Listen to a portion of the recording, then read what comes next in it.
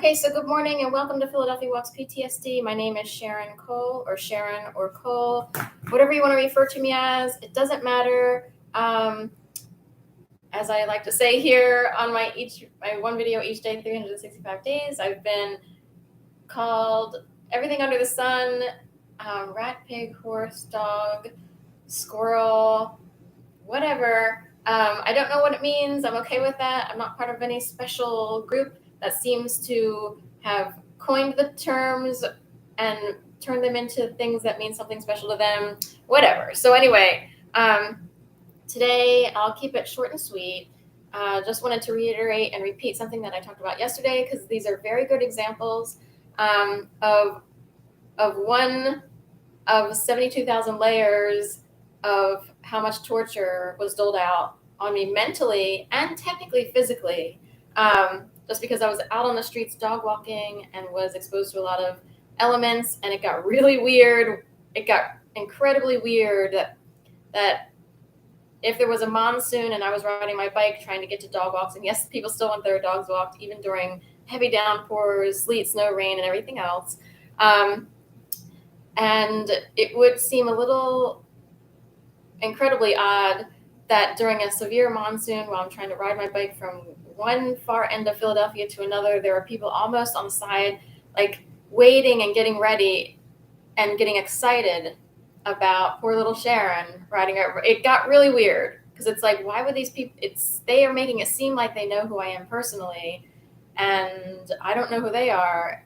And they actually made an effort to make it seem like they knew who I was. So I don't think they were random people who would just be like cheering that someone's, trying to champion on her bike from one end to the other. It was more like a hurtful thing, and it got really strange. So anyway, that's one example, but I'll reiterate what happened yesterday on this one video each day, 365-day campaign, raising money from people big and tall, short and small, deep pockets, whatever pockets, so that I can continue having a roof over my head and everything else, and meeting basic expenses. I have a hard time operating normally, despite what it might seem like right now. Every once in a while I'm live streaming, I try to turn things off, but every once in a blue moon I will snap out because of certain circumstances. And it's, I'll have to turn off the video because I so desperately want the city to do the right thing that I will scream bloody murder on live stream. So I don't want that to happen again. It's happened several times. I usually just privatize those so you can't see them. So anyway, but my point being, it's a weird game that's played here in Philly. It can crop up in other places, but Philly seems to have, cornered the market on this type of thing, it seems. So anyway, unless they're trying to change laws, but I'm tired of being used if that's the case, because this has gone on for long enough. So Philly is known for its lawmaking abilities. It is the land of the Constitution. So it is technically the birthplace of America, if you will. So anyway, this is day 78 of the 365-day campaign, seeking money so that I can continue to live as best as can be, keeping a roof over my head. I have no assets at all. I rent an apartment, and everything in here, aside from my Go tracks, I got for free. So, or from Five Below or Target, So anyway, really quick, the example I wanted to give of the games played, the torture games, would be that on a Saturday morning back in 2012, I would take care of a cat named PIa, like Cassiopeia, but I always spell it PIa. But Cassiopeia on Saturday morning. I would also take care of someone's dog who happened to be someone else's client, but I was helping someone else, another woman in her business. That dog's name was Ella. I would show up to take yoga because I started to, because of a lot of promotional free donation-based yoga that was available to bring people into yoga, I decided to keep it up as best as I could in order to keep things calm and my mind in a better space because of all the abuses that were going on among clients and out there on the street and everything else. So anyway, I show up to yoga, get on the elevator. It was a fourth, yoga studio was on the fourth floor here, just around the corner. They no longer exist. They left after the pandemic and the riots. They tried to keep waiting it out, but they finally decided to close up shop, Dhyana Yoga. And as I got on the elevator, the yoga instructor who was teaching that day, and this would be a beginning class, because before you would fully immerse in regular yoga, you're supposed to take like 1 or 2 beginning classes. She was on the elevator as well as another woman, and then I got on the elevator, and she turned to the other woman and said, "Hey, Susie Q, whatever this woman's name was, you have kids, right?" And she said, "Yes, I do." And the yoga instructor said, what are your kids' names again? And the woman said, "PIa and Ella."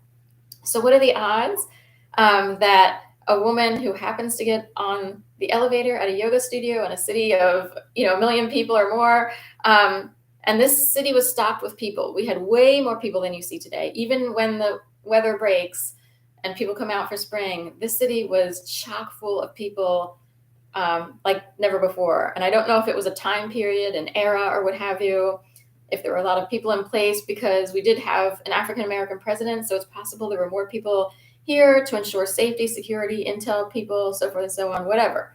Now, I do feel like people have migrated and moved on from whatever started way back, possibly as far back as 2008, 9, 10, or even before. So anyway, so this woman's kids' names were PIa and Ella. And what would you do? Because those are unusual-ish names enough. And I just checked in on a cat named PIa and walked a dog named Ella. So where did those names come from? So it could create paranoia, because I would wonder, there's no way her kids' names are PIa and Ella. Like, that is a blatant, like, bizarro, creepy situation of where are, like, how did they get this information? How would they know? Would this woman know what I did that morning? Are there people willing to share information with other people just to creep out someone? And why would they do that? Because I didn't know these people. And to be honest, I actually kind of liked these people as a people. Like, these are people who I would feel comfortable around normally. And in fact, the yoga instructor who taught the class, she is still pictured on the banner on Broad Street where the Philadelphia Sports Club used to be. And it says, "You have arrived." It's across from like Cambria and all of that. It's in that vicinity, the Cambria Hotel. And that's a Cambria, CAM, and then BR, and the I looks like a recording dot, has like a red dot above the I, Cambria. So anyway, so there you go. So she's still pictured there on that very faded banner that's been there for, 10 years now, 10, 11. I don't know when they picked it up, but put it up there. But we'll say it's been up at least 8 or 9 years. I would give it at least that, if not 10. In addition, I would take care of someone's cats and dog way down in Southeast Philadelphia towards like Dickinson, Tasker, Morris, that area over in the 300 block. And while I was in these people's homes, or these people's home, they had a wine bottle called The Show. It's a brand of a wine. It looks like a rodeo or whatever. There's a horse, standing up like this, and a cowboy riding the horse. And I, show up to yoga the next morning. So say that was a Friday night. I show up to yoga the next morning on a Saturday. I often took it Saturday mornings. It was the most popular time to take yoga. John Vitarelli, Diana's husband, would teach every Saturday morning at 10. I think it was a 10 o'clock class. And that was the most popular class the entire week. So, and, so many people could at least get in once a week if they couldn't get in the rest of the week. So anyway, show up for class, stand in line, and another yogi practitioner came up behind me, someone named Kristen, and again, someone who I kind of liked. I didn't really these are healthy people who are pursuing healthy things. Technically, I was in the realm of like people I would feel safe around, or my peeps, if you will. And she said like a couple times or 2 or 3 times, "The show, the show, the show."